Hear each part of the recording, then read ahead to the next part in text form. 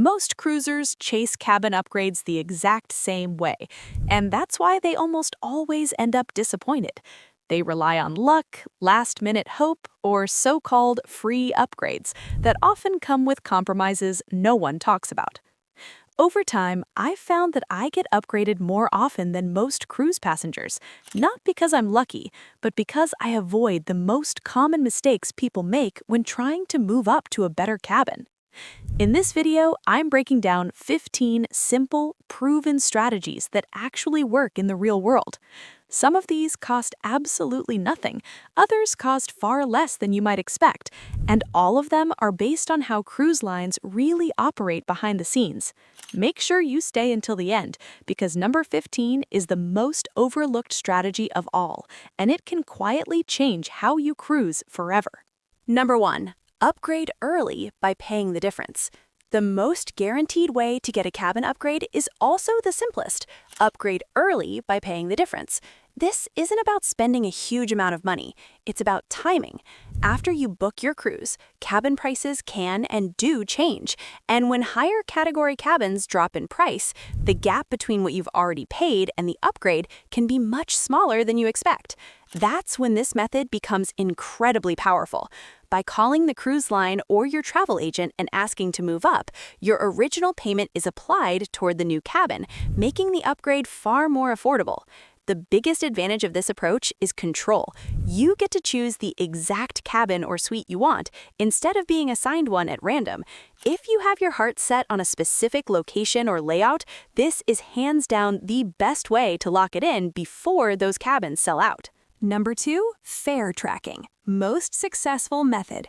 This is the method that has produced the most consistent upgrades over time, but it does require a bit of effort. Fare tracking starts the moment a cruise is booked by setting up price alerts on sites like CruiseWatch or Cruise Critic. These tools notify you when prices change, and that's where the real opportunity appears. When fares drop, instead of simply asking for a lower price, this is the moment to request an upgrade. If the gap between cabin categories narrows, cruise lines are often more willing to move you into a better cabin rather than issue refunds. This approach has led to some remarkable results, including moving from an entry-level suite into a penthouse or from a balcony into a full suite. The watch-out is that it takes persistence and negotiation. Some cruise lines are more flexible than others, but when it works, it's one of the most powerful upgrade tools available. Number 3. Use cruise line bidding programs. Another option that can work very well if you use it smartly is cruise line bidding programs. These usually become available about 30 to 45 days before sailing, when cruise lines have a clearer picture of how full the ship will be. You'll receive an email inviting you to place bids on higher cabin categories, and the nice part is that you can bid on multiple cabin types at the same time, from just one level up to top-tier suites. Popular examples include Royal Up on Royal Caribbean and Move Up on Celebrity Cruises. Each category has a minimum bid, and while higher bids improve your odds, you're only charged if your bid is accepted. When demand is low, some cruisers score high-value upgrades with surprisingly low bids, making this a powerful strategy as long as you don't overbid and always compare current cabin prices before submitting. Number 4. Book during hidden upgrade promotions. Another powerful but often overlooked way to get a cabin upgrade is to book during hidden upgrade promotions. These are offers where you pay for a lower cabin category but are automatically placed in a higher one based on the cruise line's standard pricing. They don't always shout about these deals, which is why many cruisers miss them entirely. The best times to find these promotions are when new itineraries are first launched, during wave season at the start of the year, and around major sale periods like Black Friday. This is when cruise lines are competing hardest for bookings and are more willing to bundle upgrades into the fare. The key to catching these deals is staying informed. Email newsletters from cruise lines are often the first place these promotions appear.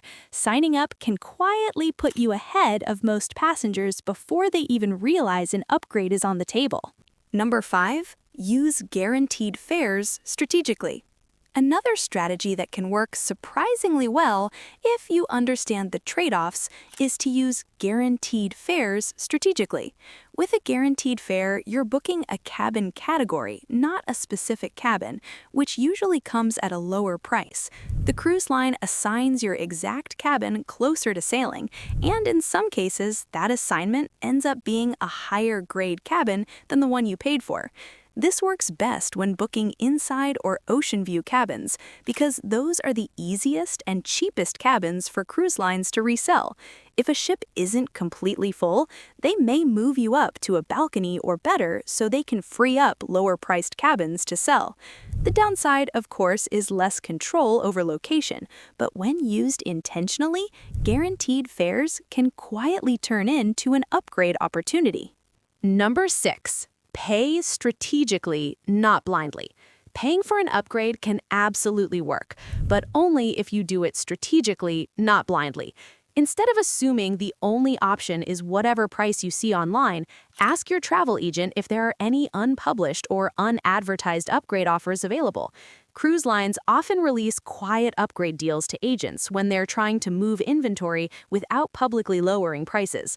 Another smart moment to check is at embarkation, and an even better one is the morning of day 2.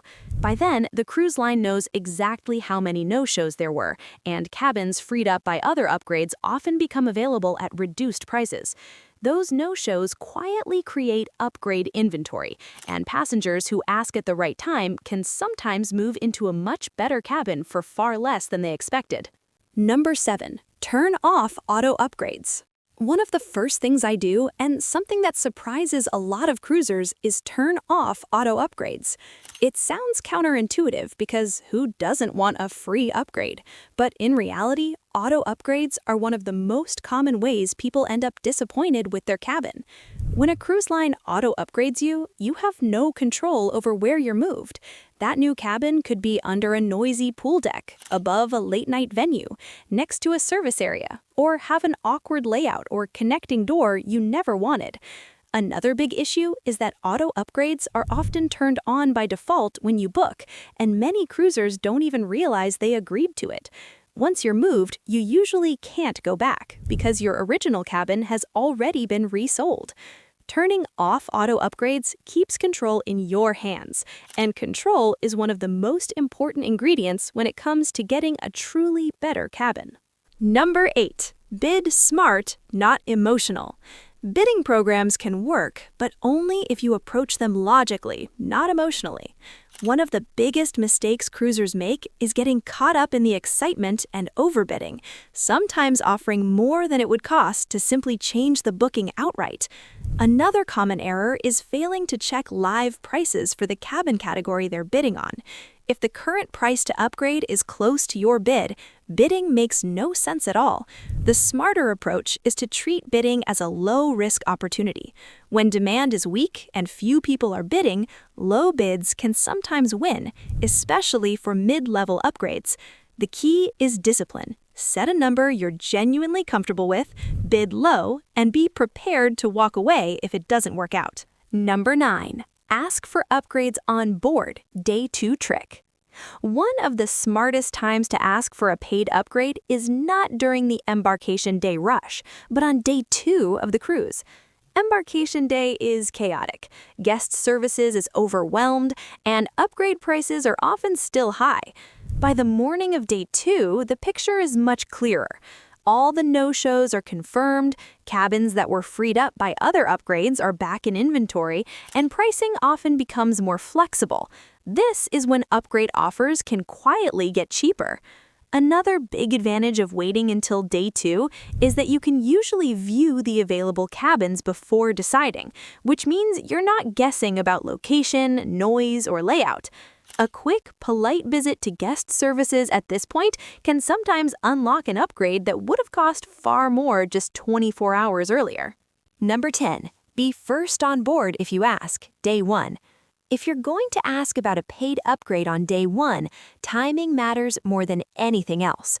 The goal is to be one of the first passengers on board because early boarding usually means more upgrade inventory is still available. Once the ship fills up and cabins start getting reallocated, your options shrink fast. That's why selecting the earliest possible embarkation time during online check-in is so important. As soon as you board, head straight to guest services and ask a polite, simple question, such as whether any paid upgrades are available for the sailing. There's no need to negotiate aggressively or demand anything. Courtesy goes a long way. At this stage, staff can still see which cabins haven't been assigned, which upgrades haven't been accepted, and what inventory they're allowed to sell. Waiting even an hour can mean those opportunities disappear, so being early and respectful gives you the best chance on day one. Number 11. Use legitimate cabin issues carefully. This approach isn't about complaining for the sake of it. It's about carefully documenting legitimate cabin issues that genuinely affect your cruise. Noise from above or below, constant vibration, rattling fixtures, faulty air conditioning, or plumbing problems are all valid reasons to raise concerns. The key is how you handle it. Be calm, factual, and specific when speaking to your cabin steward or guest services, and give the crew a chance to resolve the issue first. What many cruisers don't realize is that cruise lines are often already aware of certain problem cabins that regularly generate complaints because of their location near work areas, machinery, or late-night venues. If you happen to be placed in one of these and raise a genuine issue, staff may decide it's easier to move you than attempt repeated fixes. When the ship isn't full, this can result in being relocated to a quieter, better category cabin, sometimes surprisingly quickly. Used carefully and honestly, this method can work very well. Number 12. Leverage special occasions the right way. Special occasions can sometimes open the door to upgrades, but only when they're used the right way. Among all celebrations, honeymoons and weddings work best because cruise lines know these trips carry high emotional value and are often once-in-a-lifetime experiences. Anniversaries can help, and birthdays sit lower on the list simply because so many people cruise for birthdays. One factor that makes a big difference is your travel agent's relationship with the cruise line. Agents who book large volumes often have access to upgrade lists or can flag your booking for special attention. Even when a full cabin upgrade isn't possible, letting the cruise line know about a major event frequently results in extra perks: champagne, cakes, decorations, or small onboard credits. The key is to set realistic expectations and communicate early. While upgrades aren't guaranteed, special occasions can still significantly enhance your cruise experience when handled thoughtfully. Number 13. Let loyalty work for you. Loyalty is one of the most powerful upgrade tools, and it's also the one most cruisers completely overlook. Cruise lines naturally prioritize frequent guests, especially those who sail with the same line repeatedly. As you move up loyalty tiers, many programs quietly offer fair discounts, booking credits, or exclusive rates that don't always look like upgrades at first glance. But over time, these perks allow you to book higher category cabins for the same price you once paid for a lower one. That means what used to be an inside or ocean view fare can slowly turn into a balcony or even a suite without spending more. Loyalty also gives you more leverage when asking about upgrades, because repeat guests are simply more valuable to the cruise line. This is a long-term strategy, not an instant win, but for cruisers who sail often, it consistently pays off. Stick with one or two cruise lines, learn their loyalty programs, and let the benefits compound quietly over time. Number 14. Sail when demand is low. One of the biggest upgrade advantages has nothing to do with tactics. It's when you sail. Cruise lines are far more generous with upgrades on low-demand sailings because empty cabins cost them money. Shoulder seasons like late January, early February, early December, or just after major school holidays tend to have fewer families, fewer first-time cruisers, and more unsold inventory. When ships aren't sailing full, every upgrade method becomes more powerful. Bidding programs clear more often, paid upgrades drop in price, and guest services has far more flexibility. The exact same request that gets denied on a sold-out summer cruise can succeed instantly on a quieter sailing. Even fare tracking works better because prices fluctuate more aggressively when demand is soft.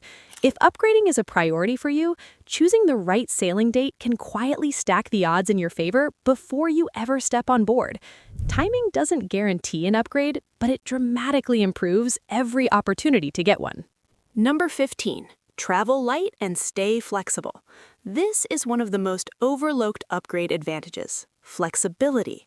Passengers who travel light, fewer bags, no special equipment, no accessibility constraints, are much easier for cruise lines to move.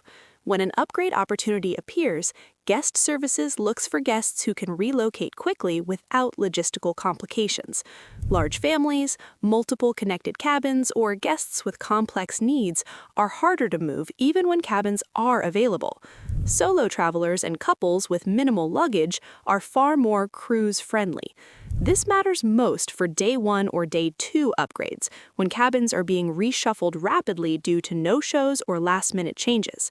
Flexibility doesn't guarantee an upgrade, but it removes friction, and cruise lines always choose the path of least resistance. The easier you are to move, the more likely you are to be considered when opportunity appears. If you take one thing away from this video, let it be this: cruise cabin upgrades aren't about luck. They're about understanding how the system works. When you know when to book, when to ask, and when to stay flexible, the odds shift heavily in your favor. You don't need insider connections, and you don't need to overpay. Small, smart decisions made at the right time can quietly move you into a much better cabin than you originally booked. Now, I'd love to hear from you. Have you ever been upgraded on a cruise? What worked for you and what didn't? Drop your experiences in the comments because that's where some of the best real-world tips get shared. If you found this helpful, give the video a thumbs up, subscribe for more cruise tips like this, and check out the next video where I'll show you how to avoid the worst cabins on any cruise ship. I'll see you there.